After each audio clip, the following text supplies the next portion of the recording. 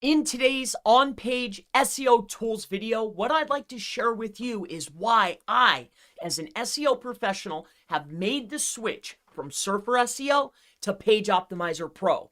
Now, right off the bat, I want to let you know there's no affiliate links. Nobody paid me to make this. I just wanted to answer the question of why, Chris, in past videos you're using Surfer, but now I always see you using Page Optimizer. So I don't want to waste any time. I want to break down the pros, the cons, and the main reason why I personally made the switch for my clients, for my own projects, why I do it. And I want to let you know first and foremost before I get into the comparison and why, the true reason why I made the switch is because when I'm breaking down on-page optimizations and I want to use a tool is there to speed up the process. That I already utilize. So when I weigh the tools, Surfer SEO versus Page Optimizer Pro, when I get a result back and I go in and I look at the optimizations that the tool is recommending, I want it to be as close as possible to what I would do myself, except for speed that up. And when I take a look at Surfer SEO and I take a look at Page Optimizer Pro, when I look at the completed contents, which one do I have to make the least amount of modifications to? Page Optimizer Pro works every single time. I choose it each and every time, and for the last year and a half, maybe 2 years now. So that's why we use tools to speed up our process. But I don't want to have to make changes because I'm relying on them to do the math. Because what's important for on-page?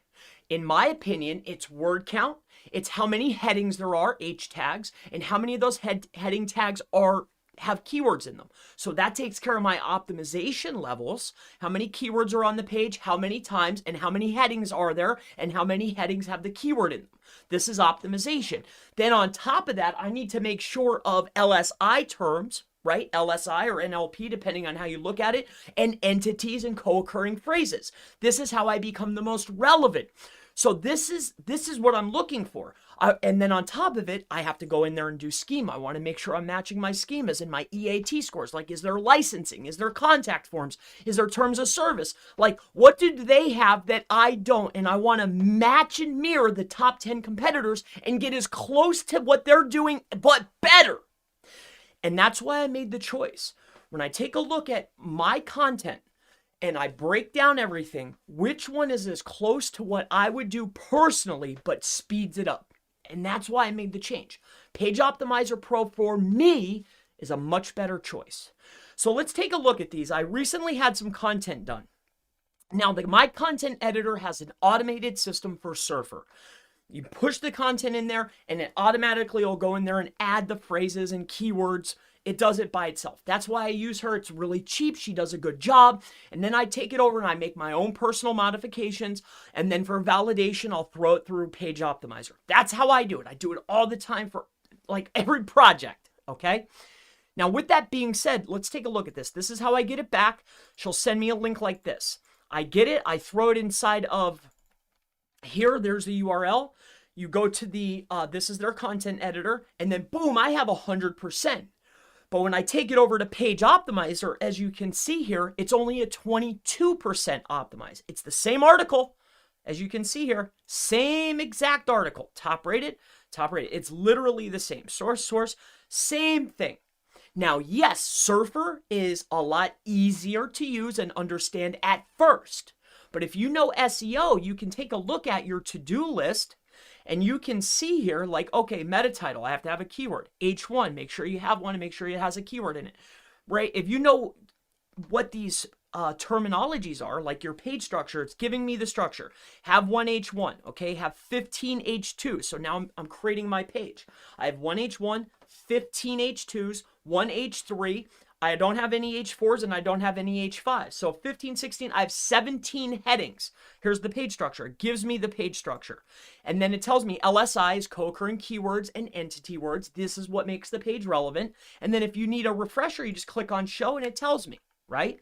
Same goes with the exact keyword. It tells me how many and where to put it and how many times. This is essential. This is how I optimize my pages.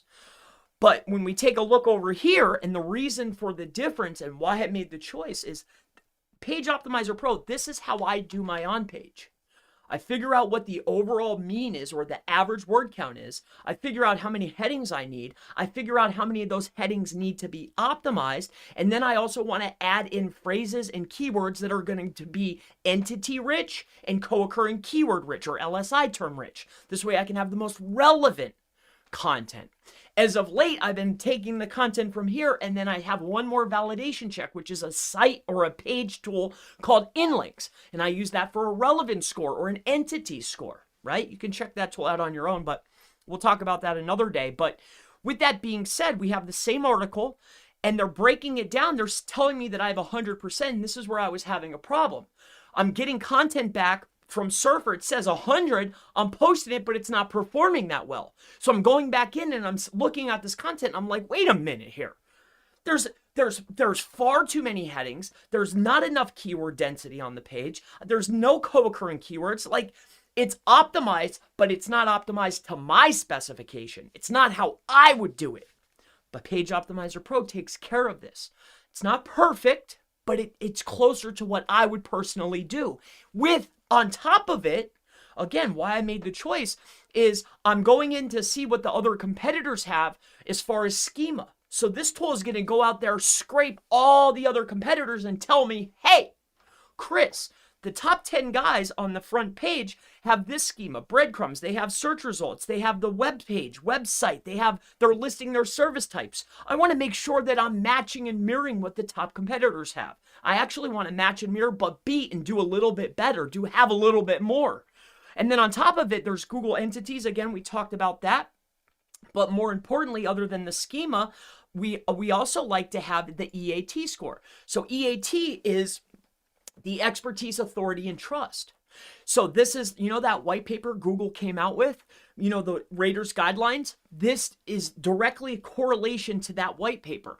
So we want to make sure, hey, if our competition has a terms of service page, I need a terms of service page. If they have a contact page, I have a contact page. How about an about us? I have an about us. They have their phone number up at the top and at the bottom. I want to do that. They have their license number prominently open and available. I have to do that. So this is EAT. I'm just breaking down a few little minuscule details, but this is EAT. We want to make sure we have expertise, authority, and trust. It breaks down that signal, it takes care of the schema, and it takes care of the on-page how I would do it in a lot of cases. But when we take a look at Surfer, yes, it's way more polished. Yes, it's prettier. Yes, it runs very quickly. Page optimizers are really kind of slow. It probably needs a UI update, but that has nothing to do with the math that's associated with the tool that's supposed to help me optimize my pages faster to my specification. It's not supposed to take me longer. It's not supposed to make it harder. I shouldn't have to go back. I run it through, I get the tool, and I post it, and I win. That's the goal here. It's supposed to speed up the process, but let's look at this. The optimization score, and we're talking about SEO, the O stands for optimized, not subpar, optimized. So when we look at this, some things that are very, very important that I want to point out is, yes, it takes care of the word count. Great. But a big one where Surfer is missing that I don't like is it's listing the headings. Headings are crucial. How many headings and how many headings are optimized? Right? It says you need 19 headings, but it doesn't tell me which type, okay? For somebody that's using a tool that wants to speed up the process and just know the math, I'd like to see this. So inside of here, you can see that Page Optimizer on the left-hand side is saying, hey, here's your page structure. You need to have one H1, 15 H2s, and one H3. This is telling me 15, 16, 17. This is 19. But the difference is, yes, they're very close, but this one's telling me how to actually structure the site. And as an SEO professional, I know that H1's the strongest, the H2 is the next strongest, and then H3. H4, 5, 6 have almost no weight. So if I was putting big keywords in, I want to get them inside of the H1, H2, and H3. But over here for Surfer, it's not breaking that down. When we come over here to paragraphs, this is good. But I don't feel that this is going to be essential.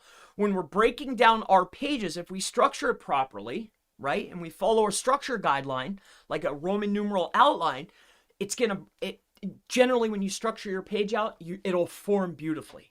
So this is a good feature, but I don't know if it's essential, knowing the amount of paragraphs. That's not as imperative as knowing the heading tags and how many. Along with that, images, we weigh out the images here on Page Optimizer. So this is the big one for optimization is, okay, word counts, heading tags, and then the NLP, right? So NLP is co-occurring keywords, or LSI, and I don't want to confuse anybody. I just want to break down the differences here, okay? So the bottom, or just not to make this too long, the long story short of it is the reason why I made the change is because when I go in to optimize a page, Page Optimizer, the math, how it's calculating, what it's doing is closer to what I would normally do for my clients or myself.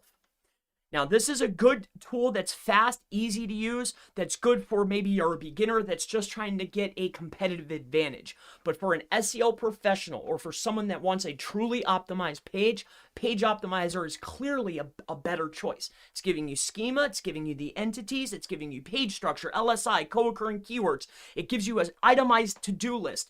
Not only that, it's telling me, hey, listen, your H1 needs to have this many variations. Not sure what a variation is? You have to have 5 of them. Here's the list. You pick out 5. If you're in here, the LSI, hey, inside your title tag, you need to have 1 more. What's an LSI? Oh, poof, there it is. So it's the same. This is just a list of words. It doesn't tell you how many words and where. It tells you how many, but not where, and which places are going to be the most potent for optimization scores. That's crucial here for optimization. How many keywords and where should I put them? And then on top of that, there's other work that has to be done to optimize on page, like schema, your entity association. You have to do this anyway. So I want it all in one dashboard. Page Optimizer Pro is a better choice for me. For me, hands down, there's no ifs, ands, or buts about it. My name's Chris Palmer. If you have any future questions related to Surfer or Page Optimizer and on-page SEO tools at all, if you want me to look at something, please ask in the section below. It's been an absolute pleasure, and I look forward to seeing you in the next on-page SEO Surfer versus Page Optimizer Pro video. Have a wonderful day.